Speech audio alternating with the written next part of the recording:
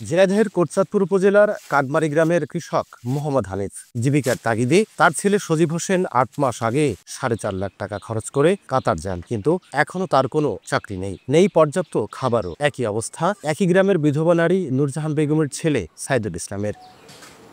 অভিযোগ উঠেছে স্থানীয় নজরুল ইসলাম ও তার কাতার প্রবাসী ছেলে মাসুম বিল্লাহ মামুন কোটচাঁদপুর ও মহেশপুর উপজেলার সজীব সাইদুল সহ 12 জনের কাছ থেকে বড় অঙ্কের টাকা নিয়ে কাতারে নিয়ে যান। সেখানে নেওয়ার পর তাদের আটকে রাখা হয়েছে একটি বাড়িতে। কাজ না দিয়ে উল্টো আরো টাকা পাঠানোর কথা বলছে নজরুল মামুন। দেয়া হচ্ছে হুমকিও। কাজকর্ম দেয় না, কোনো খাওয়া দেয় না ঠিক মতো, উল্টো টাকা চাচ্ছে।